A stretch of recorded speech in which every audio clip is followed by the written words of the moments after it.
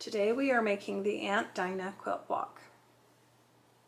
So if you'd like to make it in a variety of sizes, I have a printable pattern. You can make 5 different sizes with it.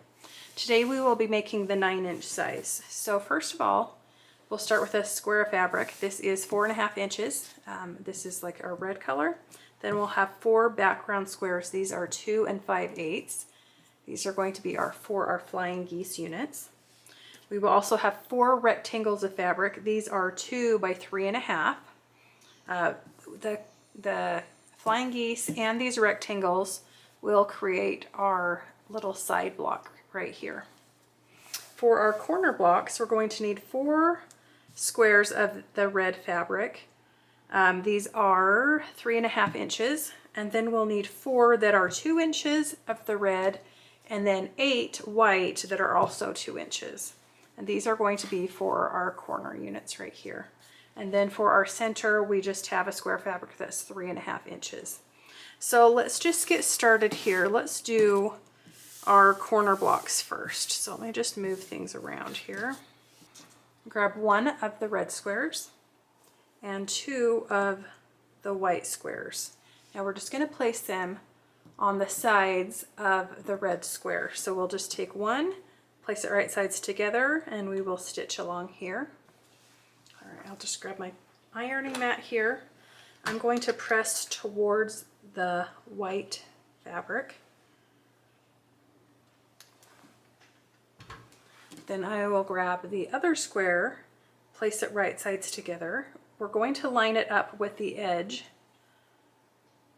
and then it will overlap a little bit on the white, but we'll just start stitching right here and stitch down to the end. Okay, so now we have our little unit like this. We'll also press this towards the white.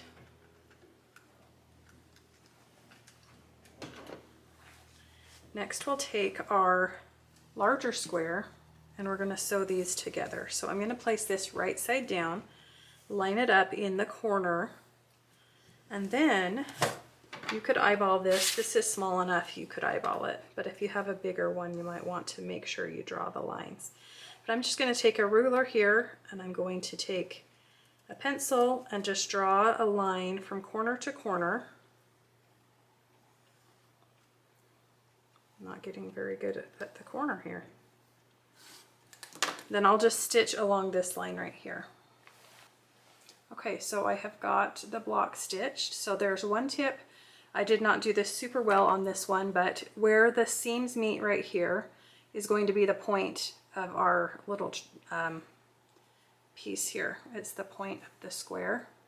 So if you can sew just a little bit to the right, make sure that you're lined up to sew a little bit to the right of that point where those seams meet, then you'll have a sharper point than I do. This one is not bad. I'm not going to redo it, but I will take care on the other ones to just make sure I'm a little bit to the right of that point. But so next, let's grab our little cutting mat, and we're going to trim off the side. Now you want to make sure that you trim off the floppy sides right here. Don't trim on this side because that is our block. So we want to make sure we trim off the floppy side. So I'm going to just line up the 1/4 of an inch marking with the seam, and then we will just trim off this little extra right there and press open the block. So I do like to press towards the red for this block.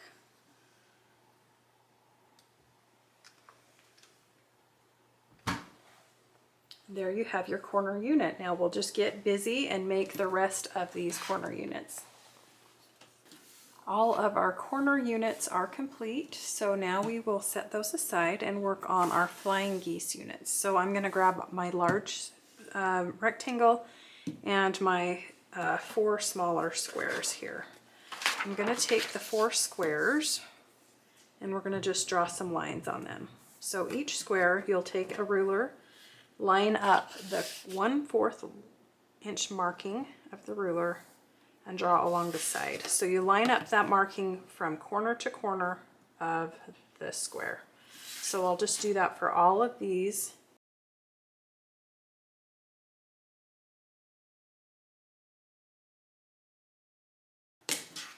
Okay, so I'll grab our large square and 2 of our smaller squares. We're going to place the squares on opposite corners of the larger square. The middle will overlap. We want to make sure the lines are connecting with each other, and we'll just take this over to the sewing machine and stitch along both of these lines. Okay, so I have sewn along those lines. Just grab my cutting mat here and we will just cut in between the stitching, just like that.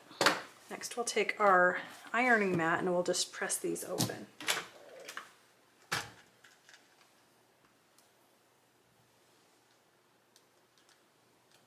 Just like that. So it will make this little heart shape. And that's what you want. It looks a little goofy, but that is what you want. So next we'll take each of these, we'll place the one of the squares. We want the lines to be going vertically like this. So we'll just take, line them both up like this and go stitch along both of those lines again. Now that we've stitched those lines, we'll just once again take a ruler and we will just cut in between the stitching lines. So if you just line up your ruler from point to point and then just cut right in between the lines. Just like next, we'll just press open all of the squares.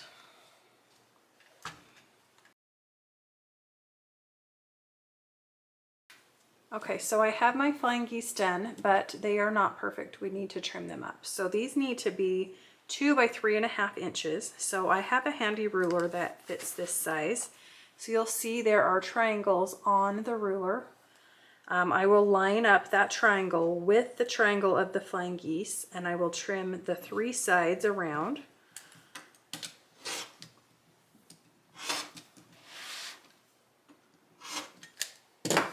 Just like that. Then I will flip it upside down and I will do the line of the triangle, the base of the triangle, right along the edge of the flying geese and trim that bottom part right there. So that is how I trim them up.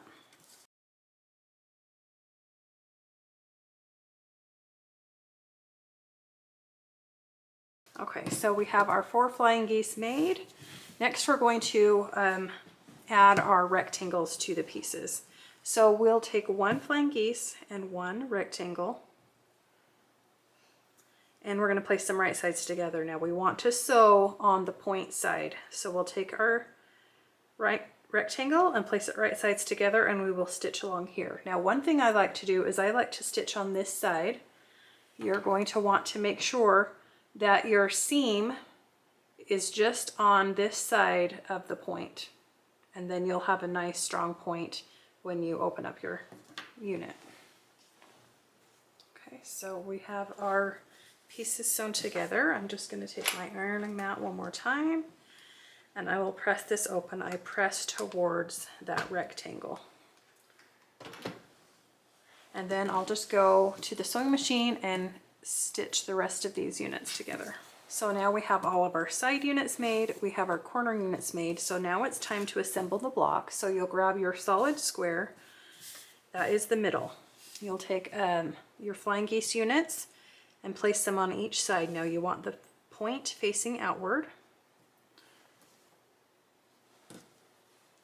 just like that. And then for your corner triangles, or for your corner squares, you want the large triangle facing inward. So that is how you lay out the block. Now one thing that's kind of fun is to mess around with the different variations you could make if you arrange the blocks differently. So you could do the corners with the triangles outward, and then you get that look. And then you could also try placing these outward. I'm not sure I like that. The edge looks kind of cool, but I think maybe I would do a red block in the middle if I did that look. But I think that's kind of cool looking as well. But just, I always think it's fun to kind of just move pieces around and see what different variations I can come up with. But this is the orientation you want everything in if you're doing the Aunt Dinah block. So next we just need to assemble the block. So we have 3 rows of 3, so we'll just assemble this like a 9 patch. So I'll just stitch the top row together, the middle row together, and the bottom row together.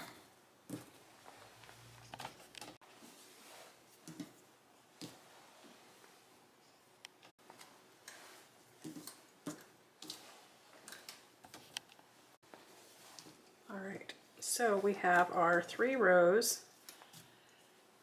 assembled. So next we're going to press. Now I'm going to press this center row towards the center. So we'll just lift and press towards the middle. So there we have our seams facing inward. Now these outer the top and the bottom rows will press outward. So we want the seams to go out. This is just for nesting our seams.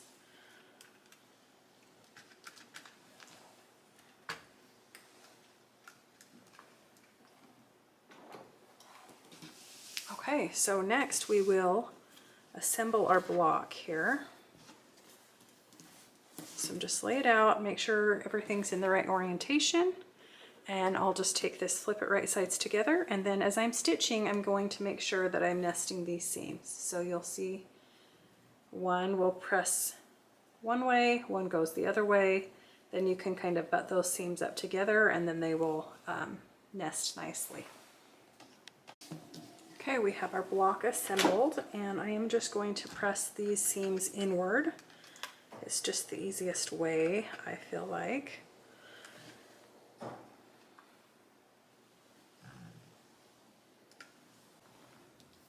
That is how you make the Aunt Dinah quilt block. So go ahead and grab that print pattern if you want to make it in a 12-inch, a 9-inch, or a 6-inch. There will also be larger sizes, 15 or 18 inches in that pattern as well. So go grab that, and thanks for watching.